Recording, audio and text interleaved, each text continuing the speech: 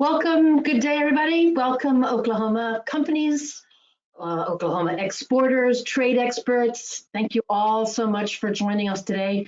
We know that you're also like webinared out and Zoomed out, but so we really appreciate that you could join us today to talk about the online global programs, about assistance for Oklahoma companies who are looking to go international. And we're very excited today to have a really great group of people presenting, and I think some useful information for you. Just while the last of you are logging on there, I'm just going to sort of introduce ourselves a little bit. So my name, just starting with introduction, my name, if I can get my mouse to work, my name is Susanna Hardy, and I'm Chief Content Officer at IBT Online. And I'm delighted that I'm joined today by my colleague, Andrew Lawler is Business Development Manager and is a tremendous asset for anyone looking to go international. He has a lot of answers and is great with working with companies to try and develop their strategies for their online growth. We're so pleased that Jesse Garcia could join us. Jesse is the International Trade Specialist. I think he's known to many of you already today at the Oklahoma Department of Commerce, and he has got lots of information for you about STEP grants, about the funding, about resources to help you and Oklahoma exporters, Oklahoma companies grow their businesses.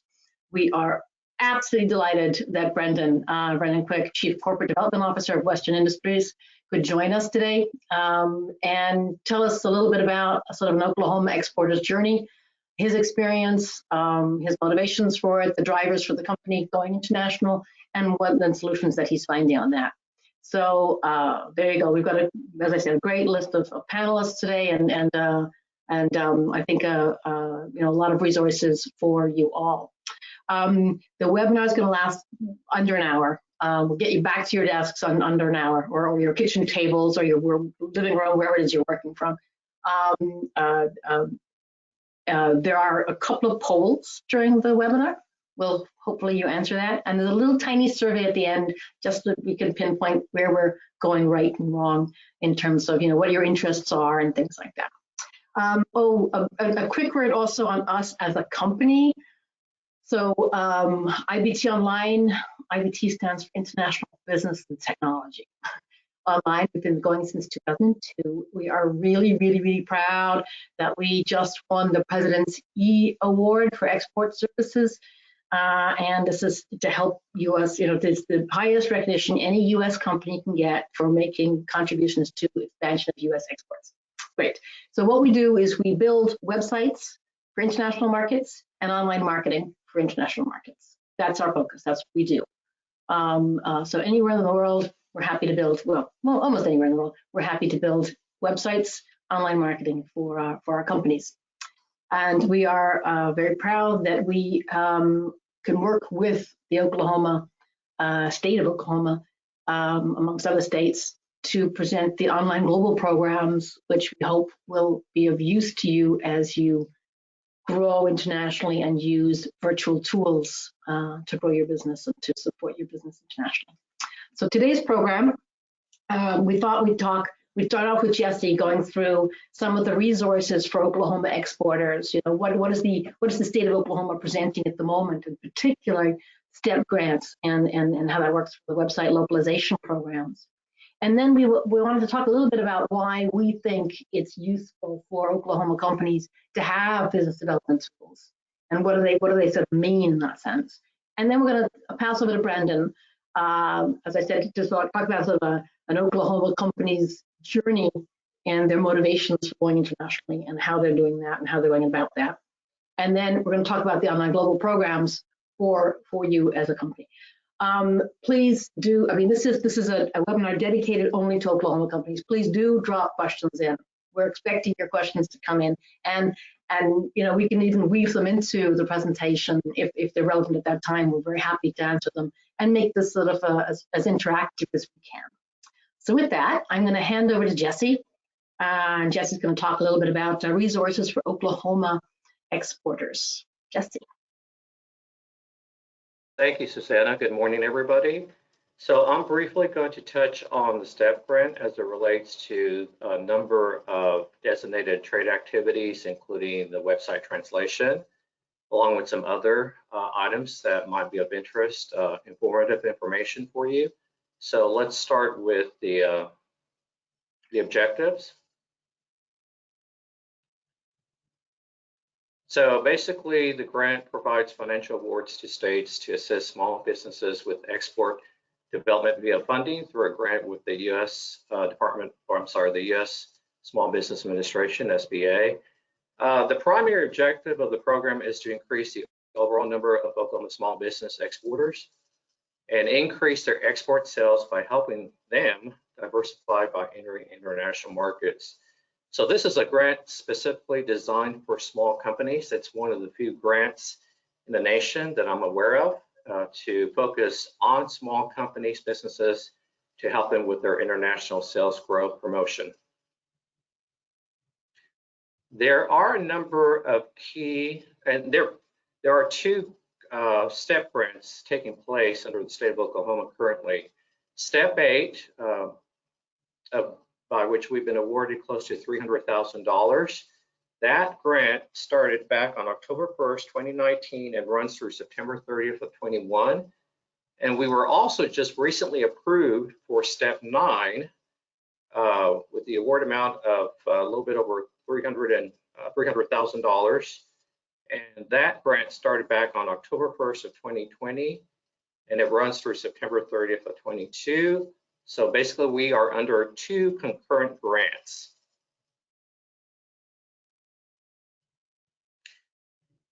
The most important aspect of the grant is that you make sure that you can meet the following requirements.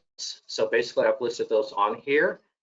A lot of this information I will share with you on our website or web link, but probably the most important component of this obviously would be that you do meet the SBA definition of a small business.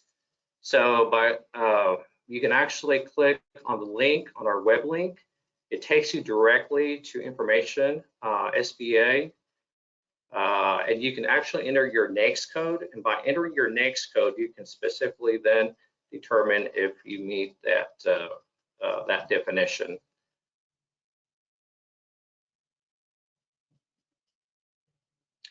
One of the questions I may get is what's the maximum amount that I can apply for?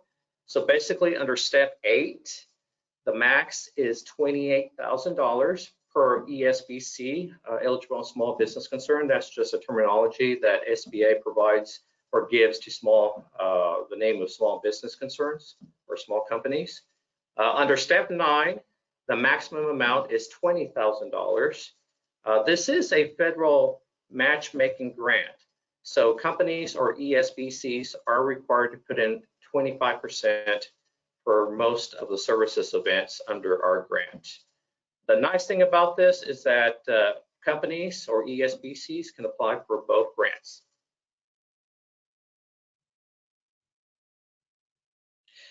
There are a number of designated trade activities that are under both Step 8 and 9. That includes trade show exhibitions, whether it be in person or virtual, foreign trade missions, export training workshops, and the website services, which Andrew will talk about here shortly.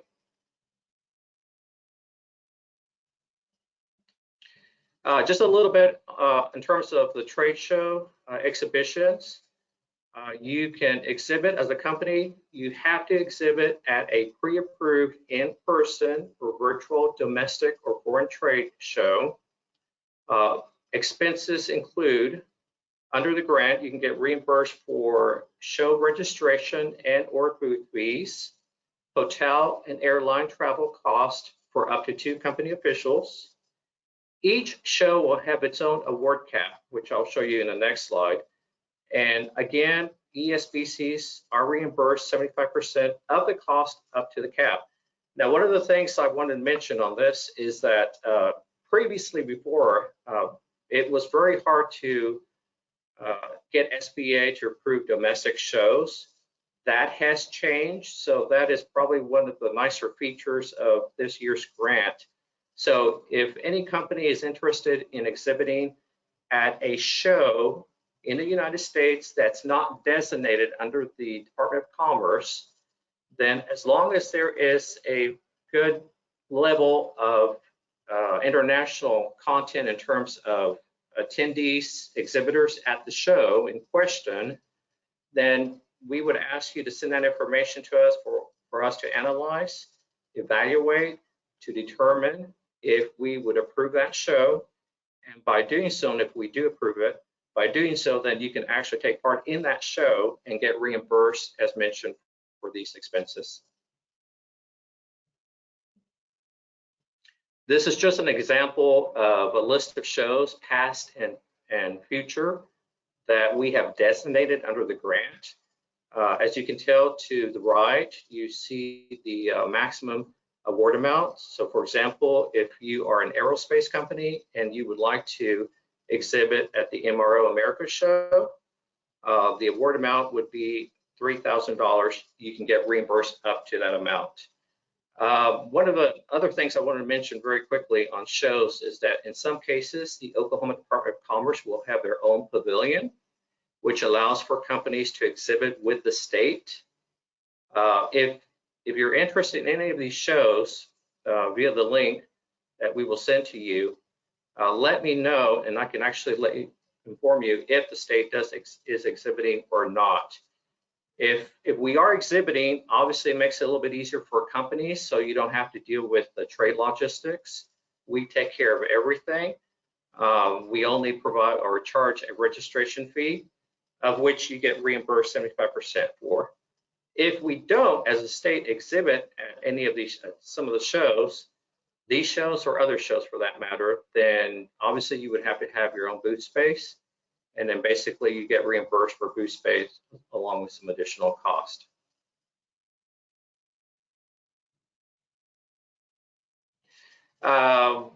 Another component or designated trade activity is the foreign trade missions. This is one that's actually being developed, in the process of being developed. It's a virtual trade mission to the UK and Ireland, and the cost is $6,600. We are still putting together information details, so more to follow on this, but if you are interested, please let me know.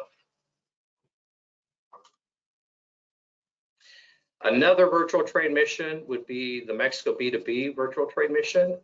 This is a really interesting one. So the state of Oklahoma maintains a trade office in Mexico City, and the gentleman, his name is Luis Dominic, our trade representative, and his job is basically to help Oklahoma businesses take their product or services into the Mexican market. So for this particular service, the cost is $800.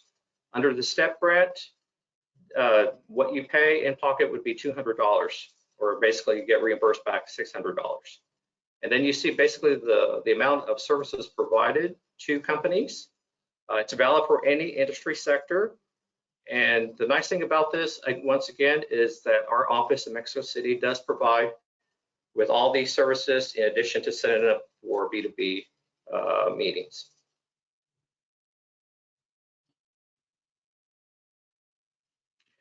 On the website, I'm going to have Andrew talk more about this, but I think this is one of the bigger services under the grant. In years past, SBA would probably only cap this at maybe $2,000–$3,000 for only a certain number of services, but they have expanded in terms of the award amount and services as well. So basically, if we go to the next slide, Susanna. The only thing I do want to mention how it would work, and I'll be happy to take any questions afterwards, but if you're looking at targeting maybe a number of markets, the services currently included would be the one market or two market service. For one market, the cost is $7,000. Under the STEP grant, you get reimbursed 75% of that. So basically it would be $5,250. Under the two market option, the cost is $12,000. STEP would actually reimburse 75% of that, which would be $9,000 back to the company. And again, the nice thing about this is that they've expanded and increased the award amount, so it's actually up to $10,000 capped for these services. In addition, e-commerce, there's a certain number of e-commerce services that are allowable under the grant. So this is something that, again, Andrew can talk about a little bit more here shortly. But I think it's a really important service for any company who just wants to be able to enter or do business internationally. And all services, as mentioned, provided by IBT.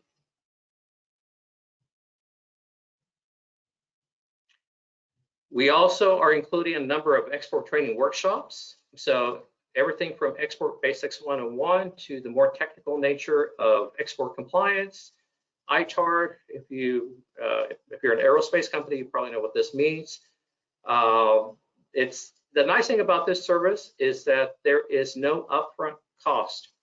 So when you are applying, if you're interested in applying for the grant, make sure that you click on this one, if anything else, because number one, even if you're not either export ready, I think this would be a great opportunity, as we'll be providing content or webinars relating to helping you get to that export ready level, or just getting different arrays of information for different parts of the exporting process.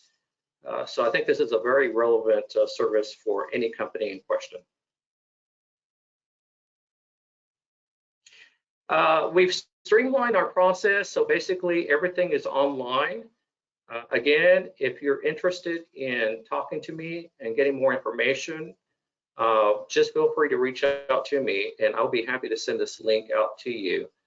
But there are basically a number of forms. Obviously, one is the online application.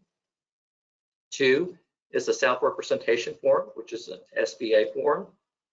3 is a debarment certification form, which is also SBA. 4 is a number of reimbursement forms, which are both a combination of state and federal. This allows for companies to be set up as, quote, an Oklahoma vendor, unquote, so that you can properly get reimbursed for those services, events in question. And then also, one thing that we, in accordance with SBA, we do have to provide, or have you provide, a survey. If you take part in any of the events or services, we do require you to complete a short survey, as that information is utilized or in sharing with SBA in accordance with tracking purposes for them as well as for us. I think if we go to the last slide, there we go. And basically here is our contact information. There's 3 of us that work on the STEP team, Nicole Boyles, Kathy Gain, and myself. So if you have any questions, again, I think the first thing to do, if you'd like to get more information on any of these services or such, just feel free to reach out to me, and I would be more than happy to meet with you virtually, one-on-one, or you can go ahead to our website, fill out the application, and once we receive it, in some cases, I probably would schedule a one-on-one meeting with you as well and go from there. So if you have any questions for me, please let me know. And again, we're happy to know of your interest in the grant, and in particular, the website services. Thank you. Thank you, Jesse. Before we get cracking on the online tools, I want to launch a quick poll. So I like polls. And I just want to see, I think it's interesting for Jesse as well and his colleagues to know a little bit, have you already benefited from any of these STEP grant programs? Have you gone to the trade shows? By the way, you can click on several of these if you'd like. So, have you actually done any of the website services or the training workshops that look like such a good idea if you're new to export, or not yet?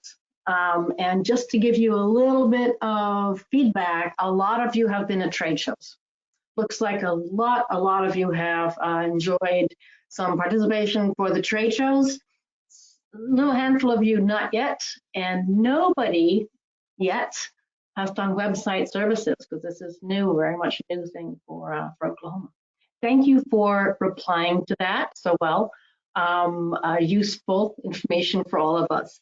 So let's talk now about why we think Oklahoma exporters need virtual tools. Why in today's world we think that's a good idea. Starting with the why, I guess in the last year we've talking with companies, we were very struck as a company ourselves that companies seem to have very much the same 4 big priorities that they were all talking about. Obviously, looking after employees and how to manage the new ways of working in a pandemic and things, and then cash flow, costs. Maintaining supply chains came up a lot. But also the persistent question that came up was how to generate sales, how to build our top line in a world where things are shut down, where you can't go to a trade show. You can't, we have manufacturers who say, every trade show I go to, I come back, I'm going to pile that's my quarterly sales. Now I don't have any trade shows. I can't go and walk around the floor of my prospective, the factory floor of my prospective client. How do I look after my sales? How do I grow my exports? How do I do my business? And it's that 4th criteria where the websites and your online tools come in. It's generating sales. It's your top line. That's what your websites, online marketing does for you. And we just wanted to sort of highlight some of the big picture numbers. These numbers date from October 2020. You'll see that 60% of the world is online as of October 2020. And the amazing statistic is that they are online every day for an average of 7 hours a day. So 4.7 billion people, 7 hours a day, every day. And it's growing. It's growing at 7%. And online media, social media is growing at 12%. So it's still growing. And obviously, one of the major things that everybody's doing online is communicating. So I said 4.66 billion people are online for nearly 7 hours. 4.14 billion of them are on social media, and that's about 3 hours on average a day. This is good news for Oklahoma companies. This means that you as an exporter, no matter what your size, you know exactly where your prospects are, your future employees, your competitors. You know where they are. They're all online, and they're all reachable online. So for us, the why do Oklahoma exporters need localized websites is quite simple. For us, the world is online, and it's a great way to connect. And we think it's not disappearing in 2021. Putting it simply, there are basically 2 online tools that you really need to focus on as an exporter. The first is a website, and the second is online marketing. The website can be small, large, lots of bells and whistles, e-commerce enabled or not. It can look like a brochure. It can have safety areas in it, all kinds of different things, but it's essentially a website. And a website is there in order to be able to give information. People go on the web to find information. So you want to be found and informative. One of the points that you'll find most important when you're looking on international websites and international virtual tools is to know your international buyer persona. And they can be a little bit different from your domestic buyer persona. So I've listed a couple of questions here that you might want to ask yourself. Is your international buyer persona different from your domestic buyer persona? If so, in what way? Are there multiple buyer personas? How does your international buyer persona find you? How do they interact with you, engage with you? In what way are those buyer journeys different? I want to give you some examples here, which I actually took from L'Oreal back in about May 2020, when the pandemic was quite strong. And this first screenshot of their website is L'Oreal USA, when they were very concerned that they wanted to show that they were supportive of their core US buyers, who are mainly stylists and salon partners, during this COVID time, COVID pandemic. So that's why that image is there, and the little band on the bottom that they're committed to supporting their stylists. In Australia, at that same date, their website looked a little bit different. You could tell that it's L'Oreal, same band, same brand guidelines, same colors, but the message is about climate. And if you remember, Australia at this time was just coming out of those horrific wildfires, and climate was the thing that actually was on most people's mind even more than COVID. And in Brazil, again, same brand guidelines, same feel of the website, but a different message. In this sense, Brazil was beginning to get hard hit, and L'Oreal were keen to show their Brazilian buyers that they were making products that they don't usually make, which are hand sanitizers, and particularly for the favelas. For all parts of Brazilian society, they're caring. So that's a different connection to each type of buyer persona in 3 different markets. And it's a very, very easy way of just tweaking your localized website for that. And when we also talk about websites and international websites and how that means, what we're looking at is having, for example, your Oklahoma core domestic website. And that can have its own orbit of social media and SEO and search engine optimization, whatever it is around it to make sure it's performing well. It'll be linked to your target markets, and I've chosen France and Brazil and stuff. And those are separate websites. Those are distinct websites. The France website is different from your US website, but still has a brand recognition. It'll have its own orbit of search engine optimization all around it as well. And equally, same thing for the Brazil website. So that's, I think, the point I wanted to make about these international websites and how they group together. So for us, it's terrific to take advantage of these Oklahoma Online Global programs, which will allow you to build international websites and have sort of a helping hand of the Oklahoma State and the STEP grants to help fund them. And I've listed there on the right-hand side of your screen some of the key, I guess, the key motivators that companies tell us when they say they want to have an international website. So, I want to recruit new distributors. I want to generate leads, grow brand awareness. It all comes down to driving the top line. It's all about increasing sales, increasing your exports, increasing your brand awareness, your business globally. So that's sort of a big picture view of that, and we'll circle back afterwards to more detail of the Online Global program. But right now, I just want to hand over to Brendon, who's going to kindly tell us a little bit about an Oklahoma company, his company, and their exporter journey, which I've called.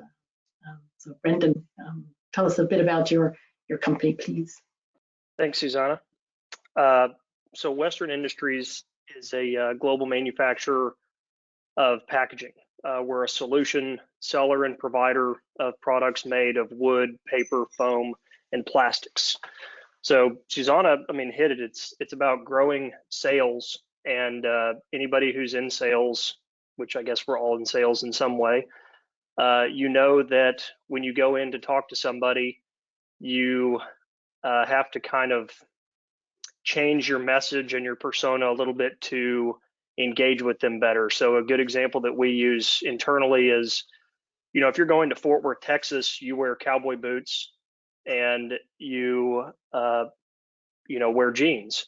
If you're going in to talk with aerospace clients up, in Washington, generally they're much more formal, and the conversation is much more structured. So, anybody who's in sales knows that you have to kind of tailor your message depending on the target audience, and this is really just doing that in a digital space. And so as sales has moved more digital over the last couple of years, I'm sad we didn't do this sooner. We've been international for over 20 years at this point, specifically talking about our Mexico branch for this presentation, and we have not supported them in the manner that I think that we should have, with regionalizing that message to specifically resonate with the demographic that's down in Mexico down there. So obviously they speak Spanish in Mexico, and so us having an English only website is a problem. especially now as companies are moving more sales digital, and their website and social media pages are the top of the sales funnel for generating leads for the sales team.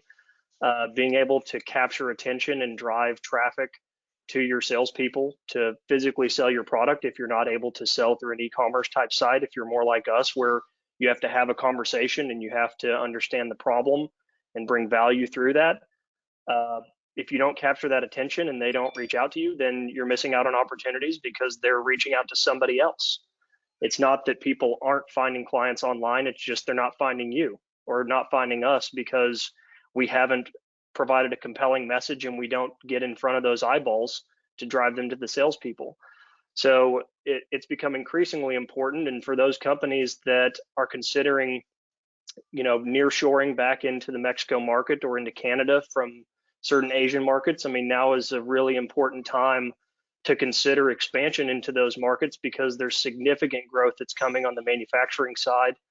So, I mean, we're not done with our regionalization of the website, but certainly the logic behind it makes total sense. And why we haven't done this sooner, I'm not sure. It wasn't until Jesse, brought this to us with the STEP grant that it's like, oh, this is a really important thing that you should be doing anyway, and we'll help you pay for it. It's like, okay, that's great. This is wonderful. And I know this is not related to IBT, but I would encourage people to use Jesse and his team as a resource. They listed some very specific, tangible things around the STEP grant, but he and his team have a whole toolkit of other products and services that are really valuable if you're looking to engage internationally and even domestically as well. So if you have questions that maybe aren't related to the STEP grant, but are related to growing your export market or dealing with international clients, definitely reach out to Jesse. They've got a lot more that they do than just this STEP grant. So it's been a really positive and I think valuable relationship that we've had so far. Brendon, if I can interrupt it, because there's a question that's just actually come in with regard to that, just asking how hard was it to get the STEP grant for you, and was it burdensome?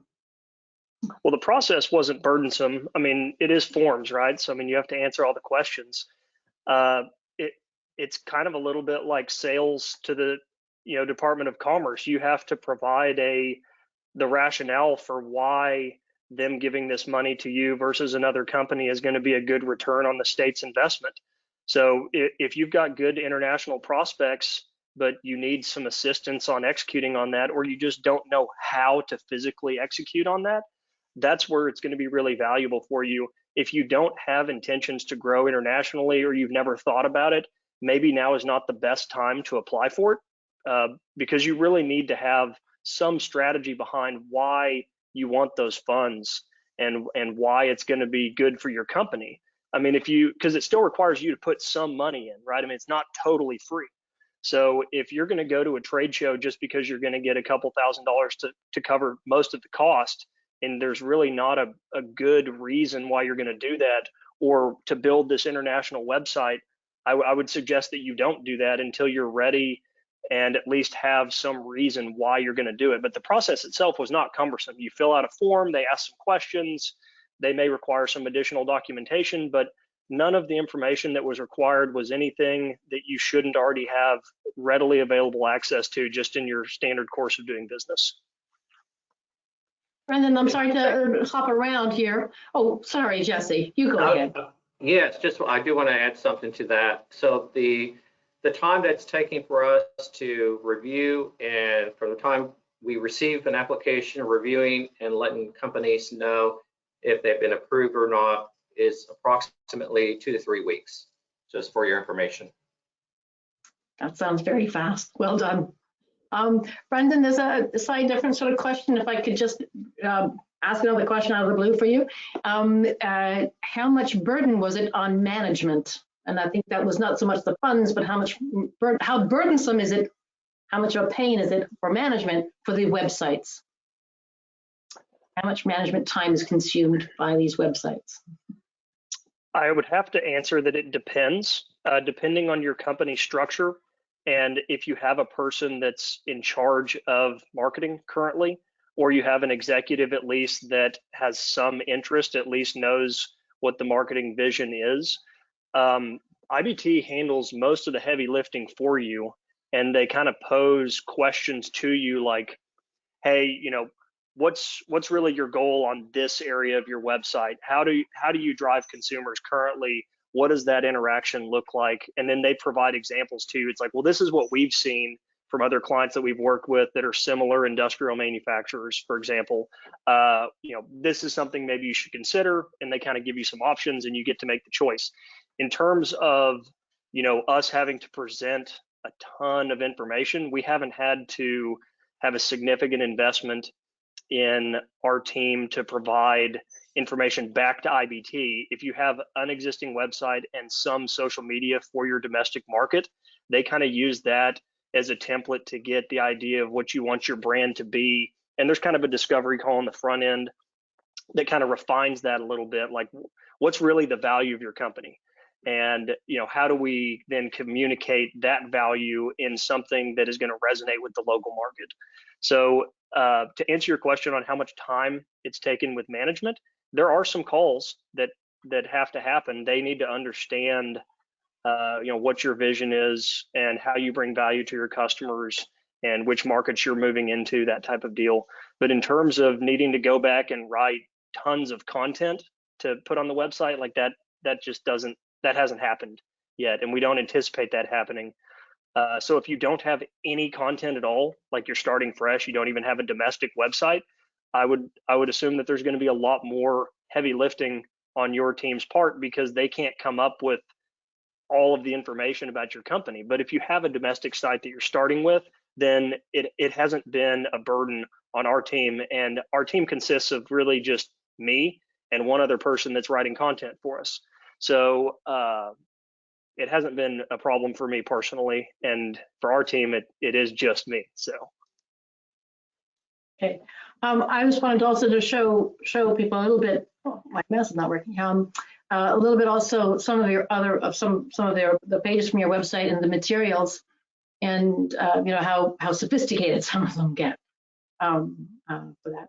And then also just to highlight some of the geographic areas that you were in. And I guess, Brendon, a little concern or one of the things that we all want to talk about as well is the future. Where do you think Western Industries Corporation WIC will be in 5 years, and what's the vision? A lot of our growth organically has come from identifying where existing customers have other facilities that we can bring value to, and then as soon as we can get a critical mass of revenue to support a new manufacturing location, then we open a new manufacturing location.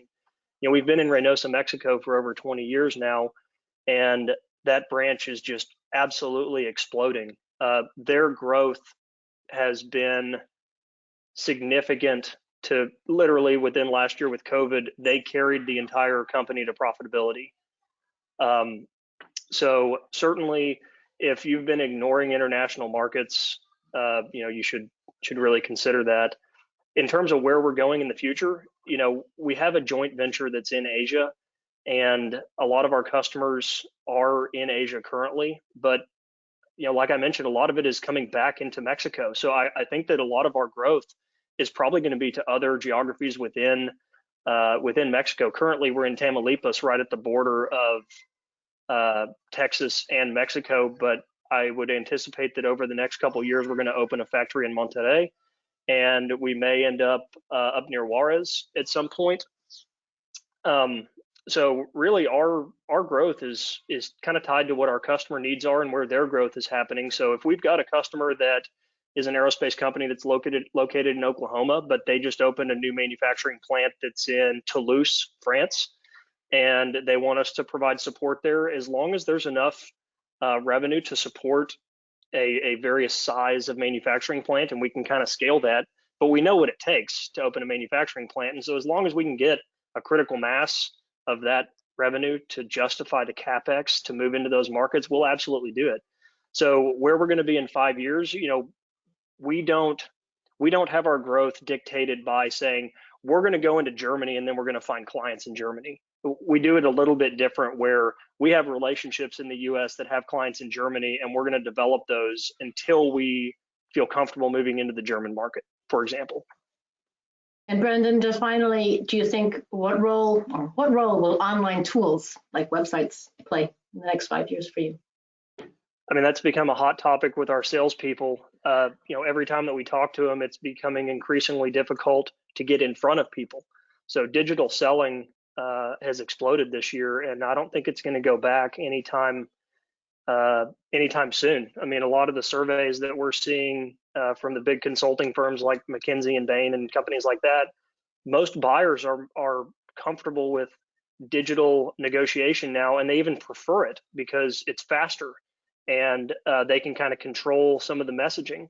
So, I think that having a website that drives traffic, if you're a solution selling company or a service company that drives people to contacting your salespeople, I mean, that's critical for driving top of the sales funnel leads. And it's going to continue to be increasingly important. I mean, I don't know anybody who doesn't turn to the internet if they have a problem that they're trying to solve. It's like, I need to find somebody that makes product X. I go to Google and I search product X in Oklahoma City, wherever I'm located. And they look at the first page of results and they find somebody and they call them. Like that's generally the way it works. For industrial products, maybe they're using LinkedIn, maybe they're using Thomasnet. There's a couple of other tools, but all of them are digital tools.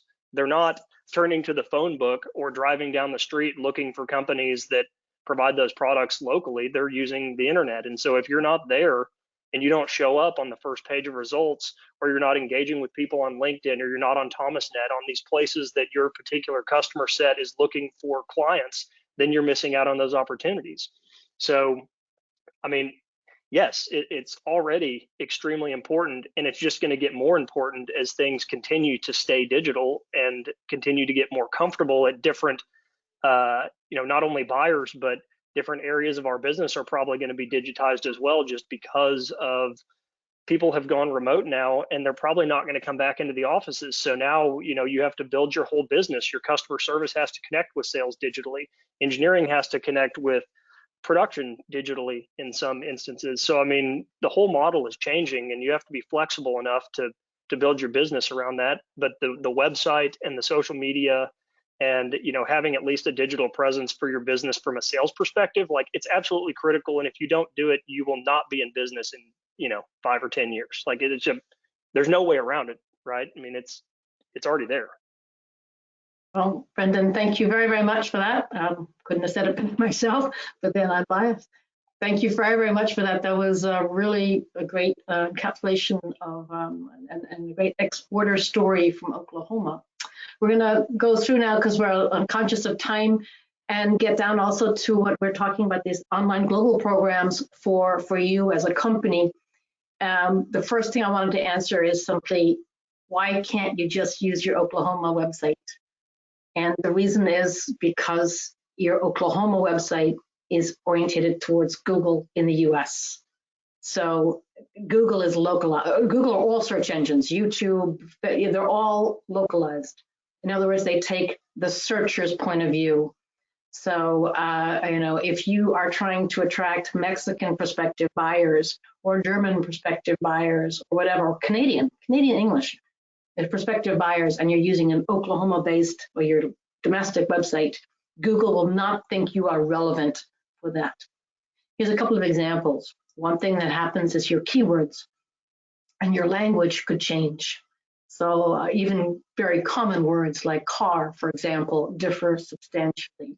So if one of the keywords that you want to be recognized for is car, and you're heading towards the Spanish market in Spain, and you're using the word auto, then only 9% of people in Spain will even search for you.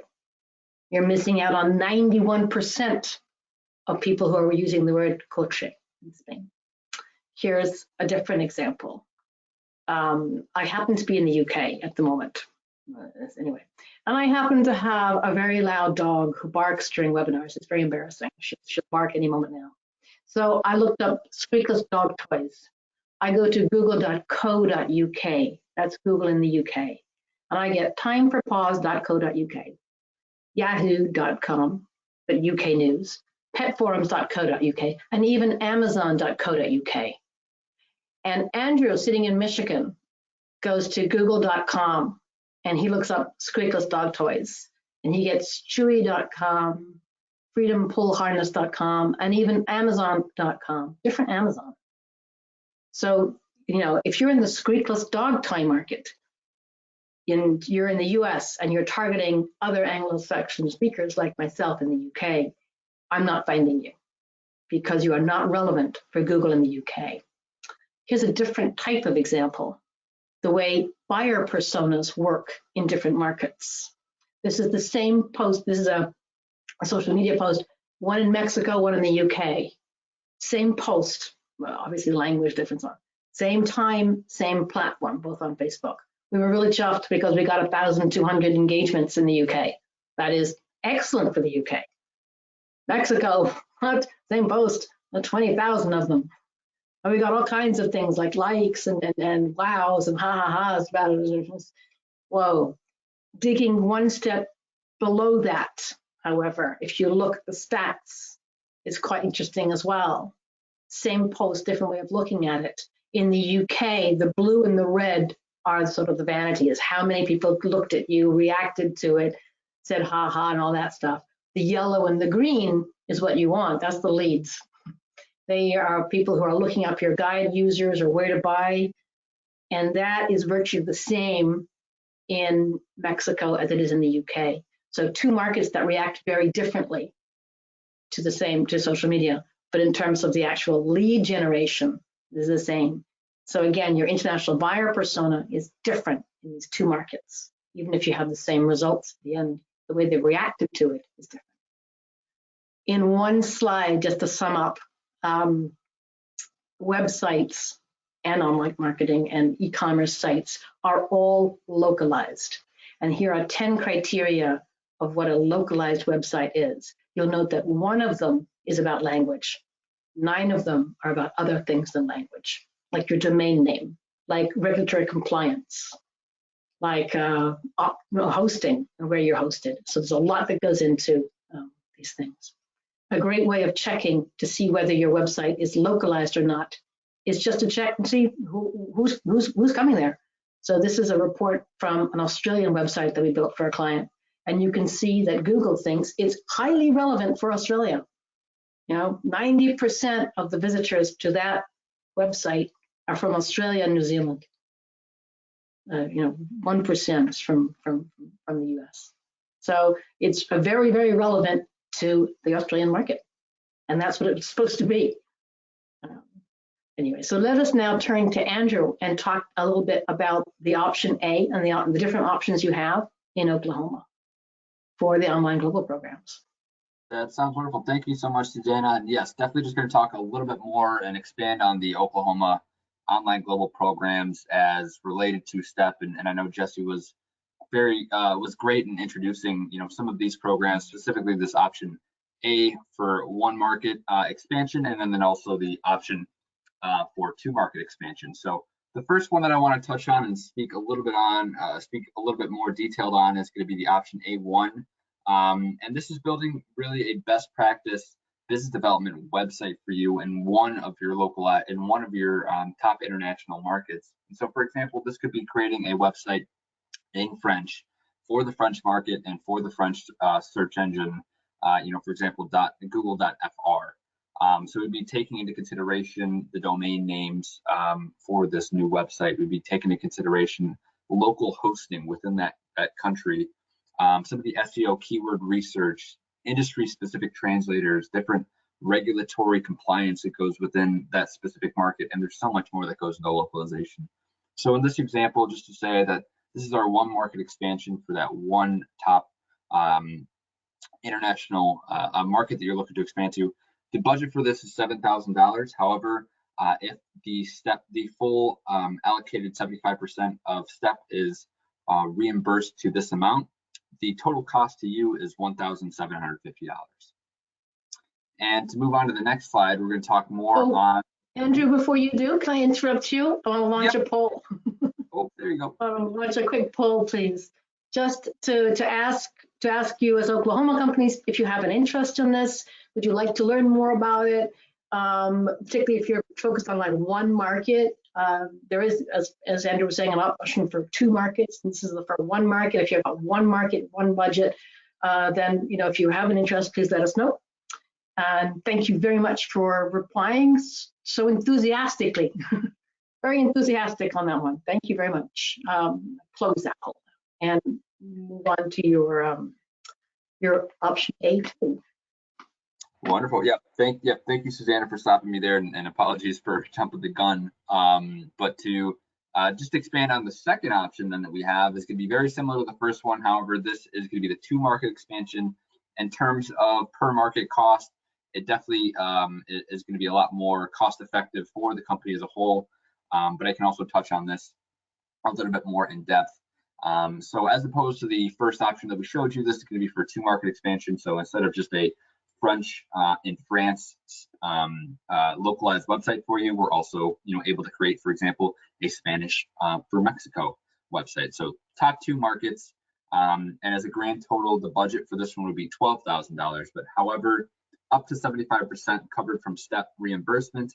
So the total cost to you for these 2 websites in your top 2 localized, top 2 international markets is only $3,000. So that comes out to a total of about $1,500 per website. And also just to reaffirm that these websites are here to create an international online presence for you, very much to how Brendon spoke about the importance behind not only making these virtual trade shows, virtual missions, but reaching your customers online and making sure that you're found, that you're understood, and thirdly, you're easy to do business with in some of these top markets. Thank you, Andrew. We're going to launch another poll here. So just if anyone's interested, particularly in the option 2, which is the 2 markets, if you're going to say, Canada and Mexico, or Brazil and China, or Saudi Arabia and Germany, whichever the 2 are, I think and take advantage of Oklahoma's very strong support there. And again, thank you very, very much for that. I'm going to thank you very much for that. Many of you and very enthusiastic about that one too.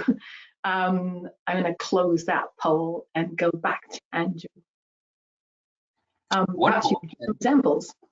Yeah, absolutely. And so just to touch on, so I just showed you the 2 options, the one for 1 market expansion, the other for 2 market expansion. And here we have an example and a case study, a customer that we worked very closely with for the past 3 years. This is Avionics Support Group. They're down in Florida. But a great example of the success that they've seen over the past 3 years of not only localizing their American website to China, to Mexico, but they've also expanded to Japan, to Brazil, to UAE, to Russia, to France. And so just to give a perspective, but over the past 3 years, we have built this relationship where they've been able to utilize the annualized step grants, for these websites and been able to expand and continually grow the return on investment internationally. They've been able to use this website for their main objectives being optimizing it for the different trade shows, the trade missions that they go on, of course, generating leads, and of course, at the end of the day, growing their international sales. For example, we've got and as we show the next slide here, that there's going to be a video that we have created with Hugo Fortes of Avionics Support Group. And in the video, he really talks about the return on investment for these 2 websites, or for the many websites for him. Specifically, that, just from the 1 Chinese website that he created, there was a $500,000 airline deal that was created.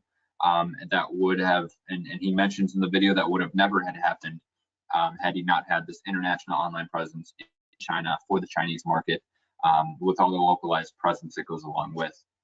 So ultimately, these 6 websites have continued to grow his exports abroad from China to Mexico to UAE to all these other markets. And the numbers that he puts into perspective is that they've doubled, from 2.5 million the first year to 5 million the next year. And it's really affected his entire business as a whole. And as we jump onto the second example here to talk a little bit more about a company I'm mostly familiar with in Michigan is Bullen Products. They've been able to take advantage not only of the website localization, so creating different websites for things like the UK, Germany, China, Spain, UAE, Australia, Turkey, Singapore, and Korea, but they've also taken advantage of some of the international online marketing. So they've also supported these localized websites with localized social media campaigns, search engine marketing campaigns that are generating leads, identifying different distributors in these top markets. And for Ann Kirkwood Hall at Bullen Products, she has also another great case study talking about the year-on-year sales growth for her entire company. A video here, all these free resources on our website. So she gives a great testimonial about the year-on-year 22% sales growth to try to drive her business forward. And just being wary of time, the last option that I want to touch on a little bit more is going to be the B2B e-commerce market. So many of the companies that we work with are going to be in the B2B world. However, many are starting the e-commerce route. And so that is another option that we're able to provide and also funded through the STEP program. And just a quick stat here is that over 94% of B2B purchases are researched online before contacting a sales rep or distributor, or 74% of B2B buyers purchase half of those purchases online. So B2B e-commerce is increasingly becoming more important and more prominent in the B2B world. And as a program to support this, on the next slide we talk about our option. Sorry. Sorry. Just want to make sure, and just as a program to support this, we do offer e-commerce and transactional websites, and so this is what we call our option E. Again, step reimbursement up to $10,000. As far as the budget goes, it's very dependent on the amount of SKUs, the amount of content that's provided, but anywhere from $12,000 to $30,000. So again, the $10,000 would be allocated off of on top of that budget there. This e-commerce business development website is building your very own e-commerce presence. So instead of going to other third parties like Amazon or to eBay, for example, it's using this your own localized business development website. With Andrew, can I interrupt you again? Yes, please. Sorry. Just a quick the last poll. I promise we're running out of time. The last poll is: does anyone have an interest in particularly the e-commerce, the option, what we call option E, for the e-commerce side? And we're very happy to discuss with you on that. And again, a very enthusiastic. Thank you very much. We will be circling back for those of you who have asked to have some contact and to learn more about it. Andrew, I was wondering whether we should just quickly go to questions. The rest are really just showing more examples of what we have. Here we have an example of a company we worked with in Brazil for the e-commerce, and then just sort of, takeaways and questions, because there are quite a few. We're not going to be able to get to all questions, but anything that we don't answer, we will circle back to you by email. So in terms of our takeaways, we basically have two. One is get online. The world's online, you need to be online. And the second is Oklahoma is there to support you. Jesse and his team are there to support you. Step grants are there to support you. Use them. So there you go. There's a lot of questions. I'm going to start with a couple of questions just very quickly for Jesse as well, please. Jesse, can you just, the one question is, can you briefly give an overview of who is eligible? But I think you've already done that. Are service companies also eligible? Jesse? Yes, service companies are eligible. Okay. And sorry. A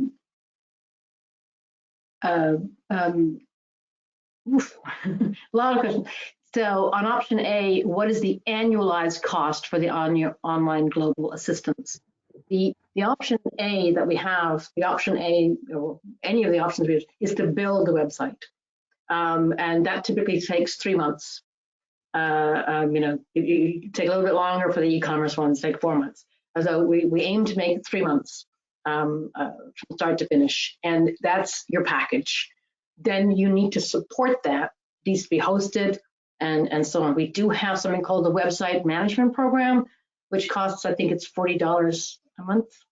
Yes, $40 a month, which is that it's fully, and that's just hosting fees, it's support, it's updating all your plugins, making sure your SSL certificates are online, and so on and so on and so on, and gives you support 24/7 through a support portal. You put your ticket in, and then it gets dealt with if it's urgent, it gets dealt with right away, but otherwise it gets dealt with within 24 hours for that. So that's $40 a month. And I hope that was the answer to your question. We've slightly run out of time. I do see the other questions, and I apologize. And there's a couple of us.